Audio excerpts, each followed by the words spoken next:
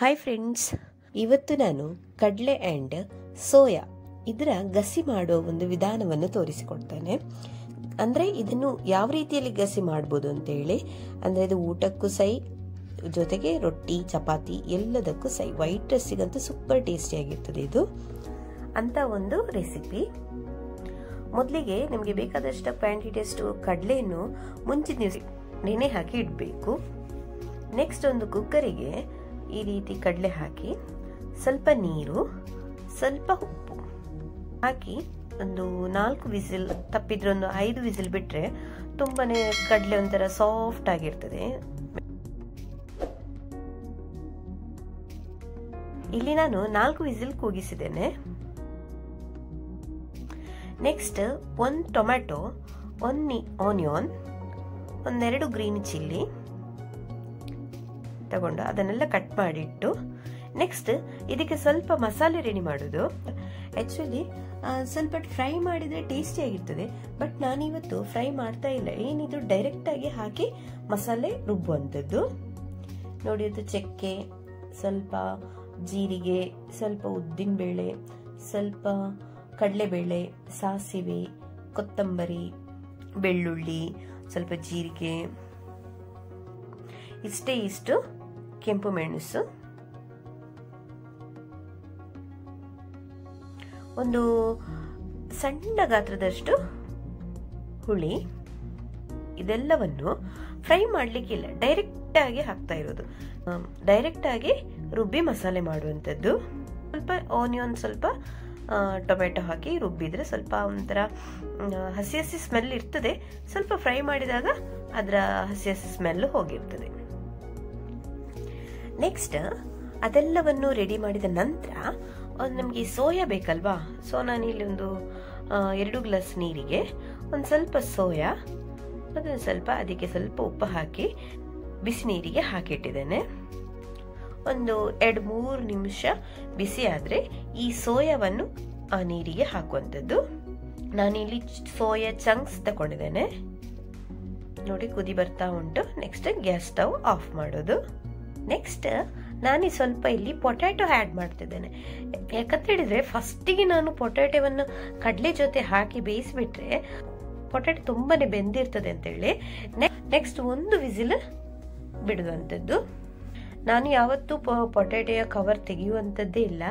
ಯಾಕಂತ ಹೇಳಿದ್ರೆ ಪೊಟ್ಯಾಟೊಯ ಸಿಪ್ಪೆಯಲ್ಲೂ ಒಂದು ನಮಗೆ ಬಾಡಿಗೆ ಒಳ್ಳೆಯ ಅಂಶ ಉಂಟು ಅಂತೇಳಿ.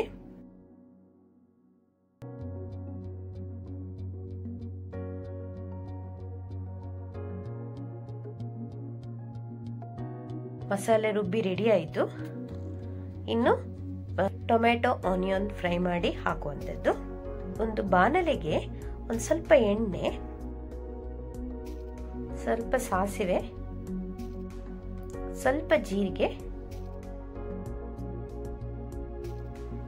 ಸ್ವಲ್ಪ ಆನಿಯನ್ ಮತ್ತೆ ಸ್ವಲ್ಪ ಟೊಮ್ಯಾಟೊ, ಒಂದು ಸಣ್ಣ ಪೀಸಿನಷ್ಟು ಚಕ್ಕೆ ಹಾಕಿ ಇದೆಲ್ಲವನ್ನು ಹಾಕಿಕೊಂಡು ಒಂದು 5 ನಿಮಿಷ ಫ್ರೈ ಮಾಡಬೇಕು. ಇದ್ರ ಜೊತೆ ಸ್ವಲ್ಪ ಉಪ್ಪು ಹಾಕಿದ್ರೆ ಟೊಮೆಟೊ ಆನಿಯನ್ ಸ್ವಲ್ಪ ಬೇಗ ಬೆಂದು ಬಿಡ್ತದೆ ಅಂತೇಳಿ ಸ್ವಲ್ಪ ಉಪ್ಪು ಆ್ಯಡ್ ಮಾಡಿಕೊಳ್ಬೋದು. ಬೇಡ ಅಂತ ಹೇಳಿದ್ರೆ ಲಾಸ್ಟಿಗೆ ಹಾಕಿಕೊಳ್ಬೋದು, ತೊಂದರೆ ಏನಿಲ್ಲ.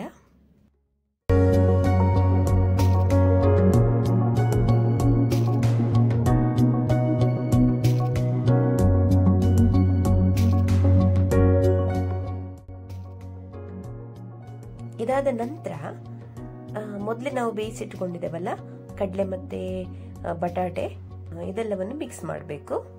ಇದನ್ನು ಸ್ವಲ್ಪ ನೋಡಿ ನಾವು ಉಪ್ಪು ಹಾಕಿಕೊಳ್ಬೇಕು. ಯಾಕಂತ ಹೇಳಿದ್ರೆ ಮೊದಲೇ ನಾವು ಉಪ್ಪು ಹಾಕಿದ್ದೇನೆ ಕಡಲೆಗೆ. ಇದೊಂಥರ ಮಸಾಲೆ ಹಸಿ ಹಸಿ ಸ್ಮೆಲ್ ಇರ್ತದೆ. ಯಾಕಂತ ಹೇಳಿದ್ರೆ ನಾವು ಫ್ರೈ ಮಾಡಲಿಲ್ಲ ಅಲ್ವಾ, ಡೈರೆಕ್ಟೇ ಹಾಕಿದ್ದಲ್ವಾ. ಸೊ ಇದು ಹಸಿ ಹಸಿ ಸ್ಮೆಲ್ ಇರುವಾಗಲೇ ಒಂದು ಸ್ವಲ್ಪ ಉಪ್ಪು ನೋಡಿ ಹಾಕಿಕೊಂಡು ಚೆನ್ನಾಗಿ ಕುದಿ ಬರಬೇಕು. ಅಂದ್ರೆ ಒಂದು 1/4 ಗಂಟೆಯಷ್ಟು ಕುದಿ ಬಂದರೆ ತುಂಬಾನೇ ಟೇಸ್ಟಿಯಾಗಿರ್ತದೆ ಇದು.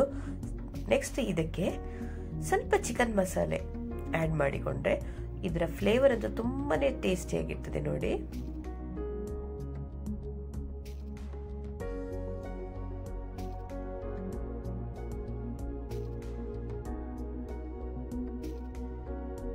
ನೆಕ್ಸ್ಟ್ ಇದು ಚೆನ್ನಾಗಿ ಕುದಿ ಬಂದ ನಂತರ ಅದಕ್ಕೆ ಸೋಯಾ ಆಡ್ ಮಾಡಿಕೊಳ್ಬೇಕು.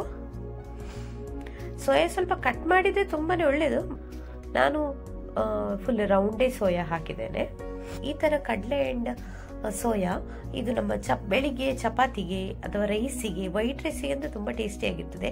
ಇದನ್ನು ಮಕ್ಕಳು ತುಂಬಾನೇ ಇಷ್ಟಪಟ್ಟು ತಿಂತಾರೆ. ಮಕ್ಕಳಿಂದ ಹಿಡಿದು ದೊಡ್ಡವರು ತನಕ ತುಂಬಾನೇ ಇಷ್ಟಪಟ್ಟು ತಿಂತಾರೆ. ಹೇಳಿದ್ರೆ ಇದರ ಫ್ಲೇವರ್ ತುಂಬಾನೇ ಚೆನ್ನಾಗಿರ್ತದೆ.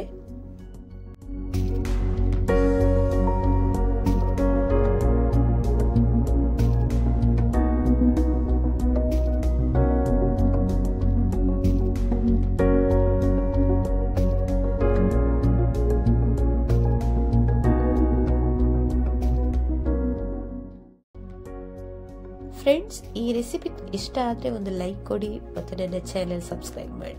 Thank you.